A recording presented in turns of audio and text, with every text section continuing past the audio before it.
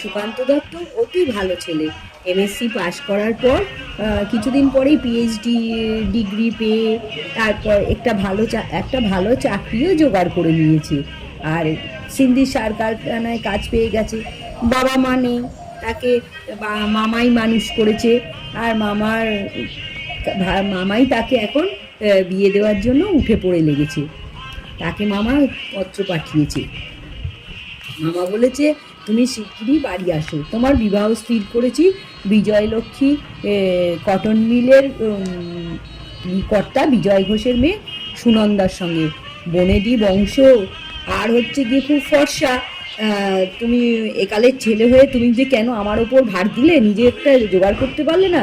যা হোক, 23শে ফাল্গুন তোমার বিয়ে, তুমি ছুটি জোগাড় করে চলে আসো। সেই কথা শুনে এবার সুকান্ত তো মামার চিঠিটা মন দিয়ে পড়ে ফটোটা ভালো করে দেখলো।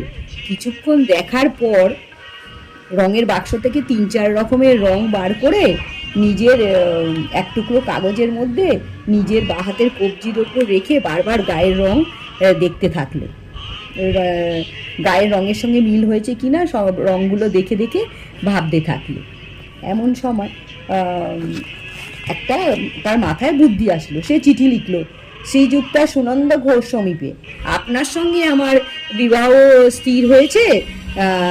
আপনি হয়তো শুনেছেন আমাকে শ্যামবর্ণ, কিন্তু শ্যামবর্ণের আবার অনেক রকম শেড হয়, তো আমার গায়ের রং কিন্তু খুবই কালো। আপনার যদি গাঢ় শ্যামবর্ণ স্বামীতে আপত্তি না থাকে তাহলে দয়া করে 1 লাইন লিখবেন। আমার ঠিকানা লেখা খাম পাঠালাম।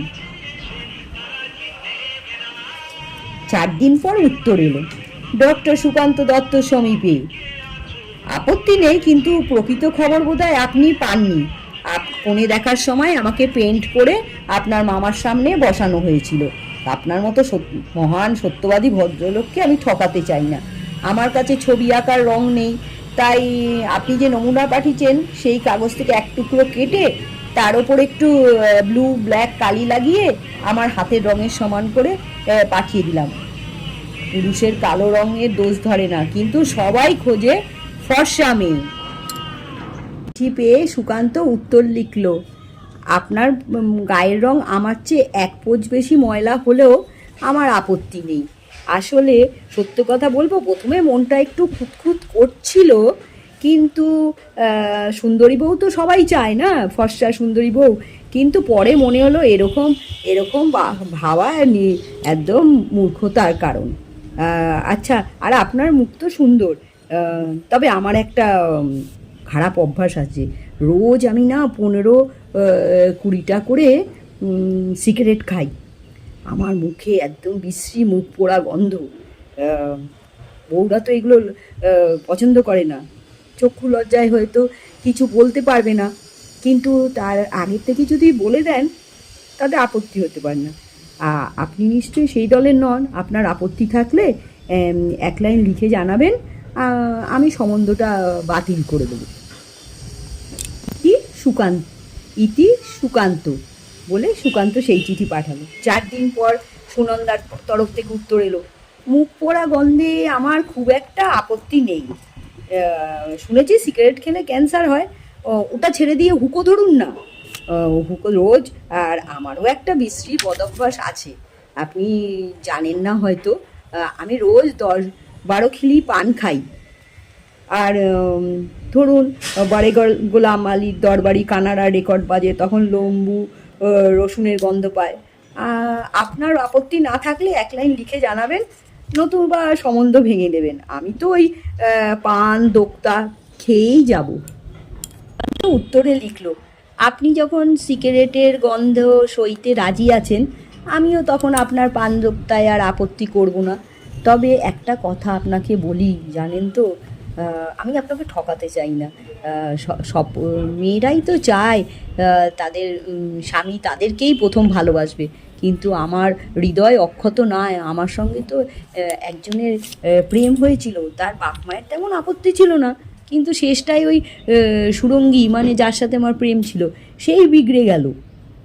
সে না তার বাপ মায়ের তার যে বাবার যে অফিস, সেই ডিপার্টমেন্টের সবথেকে বড় অফিসার হনুমন্তিয়াকে বিয়ে করে ফেললো। লোকটা একবারে মিশ কালো, তবে আমার থেকে 3 গুণ বেশি মায়না পায় কি না তাতেই তার মন গলে গেল। সুরঙ্গীর একটা ফটো এখনও আমার কাছে আছে, আর আপনি যদি দেখতে চান আপনার সামনে সেটা নিয়ে গিয়ে আমি পুড়িয়ে দেবো। কিন্তু সুরঙ্গীর বিয়ে হয়ে যাবার পরেই আমার খেয়াল হলো যে না, আমারও বিয়ে করা দরকার। তাই জন্য আমি এই মামাই আমার জন্য সম্বন্ধ, মামা বাবুর উপরেই আমি সব ছেড়ে দিয়েছি। এবার সুনন্দার উত্তর এলো, আপনার স্বভাব চরিত্র আর মতামতে, আপনার স্বভাব চরিত্র আর মতামতে আমার কোনো আপত্তি নেই, তবে যা আপনার মতো এরকম সত্যনিষ্ঠ অকপট ভদ্র মানুষ পেয়ে আমি সত্যিই গর্বিত। এক কাজ করতে পারেন জানেন, আমাদের এটাকেই বলবে লোকে রাজজোটক। আপনি ওই সুরঙ্গী, আমারও তো এক ভাব ছিল পবন কুমারের সাথে, সে এখন ব্যাঙ্গালোরে আছে, খুব বড় পোস্ট পেয়েছে, তাকেই তো আমি এখনও পুরো ভুলতে পারিনি। কি বলবো, আপনি নয় সুরঙ্গীর ফটো পুড়িয়ে ফেলবেন, না পুড়িয়ে এক কাজ করতে পারেন, একই ফ্রেমে পবন আর সুরঙ্গীর ফটো আমরা বাঁধিয়ে রাখতে পারি।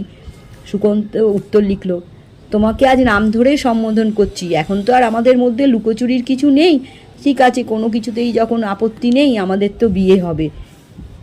আজ 16ই ফাল্গুন, আর 7 দিন পরেই তো তোমার সাথে আমার বিয়ে। এই তো পরিস্থিতি। কিছুদিনের মধ্যে সুনন্দার একটা উত্তর এলো, চিঠি। যা সব ভেস্তে গেছে, এখন এমন মুশকিলেও মানুষ পড়ে জানেন। পবন কুমার ফিরে এসছে, আমার সঙ্গে দেখা করে বলল, দেখো সুনন্দা, যা করেছি ভুল করেছি, এখন আমি স্বাধীন, অন্য চাকরি নিয়েছি, তোমার বাবার অফিসে আর চাকরি করব না, চলো চলো আমরা চলে যাই ব্যাঙ্গালোরে, গিয়ে সিভিল ম্যারেজ, অ্যারেঞ্জ ম্যারেজ, তুমি হিন্দু ম্যারেজ, যা তুমি করতে চাও তাই করব।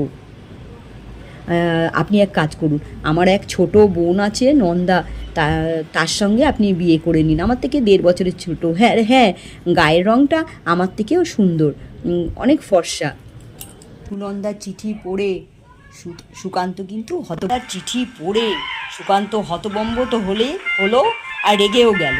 যুক্তিবাদী রেশনাল লোক একটু পরে বুঝে গেল সুনন্দার প্রস্তাব মন্দ নয়, গৃহিণী যখন দরকার তখন এক পাত্রীর বদলে আরেক পাত্রী হলে ক্ষতি কী।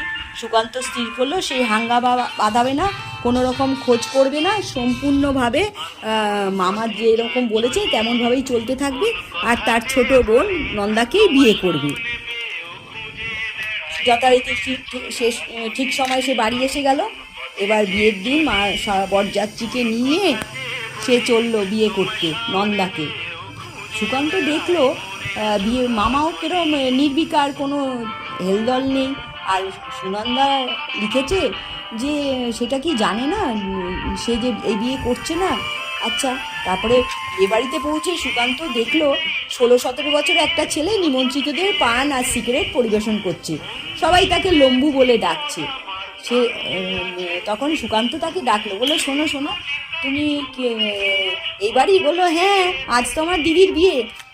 তোমার দিদি কে? বললো, কেন, দিদি তো সুনন্দা, আমি তো তার ছোট ভাই লম্বু। আমার দিদি তো তোমার দিদি চলে গেছে? কোথায় যাবে, দিদির সাথেই তো আপনার বিয়ে। না মানে তোমার আরেক দিদি নন্দার সাথে তো আমার বিয়ে, তাই না? আমার আবার আরেকটা দিদি? উফ, আমার তো একটাই দিদি। সুকান্ত চোখ কপালে তুলল। রাত 12টার পর বাসর ঘরে অন্য কেউ রইল না। সুকান্ত জিজ্ঞেস করলো, তুমি সুনন্দা না নন্দা? দুটোই। পোশাকি নাম সুনন্দা, আর পৌরে ডাক আমার নন্দা। রাজশেখর বসুর চিঠিবাজি গল্পটি তোমাদের কেমন লাগলো? যদি ভালো লাগে তাহলে লাইক, কমেন্ট আর শেয়ার করে দিও, আর চ্যানেলটিকে সাবস্ক্রাইব করে সাথে থেকো। ছোট নতুন পুরনো সব বন্ধুদের আমার ভালোবাসা আর ওয়েলকাম টু মাই চ্যানেল দীপজানি ঠাম্মি।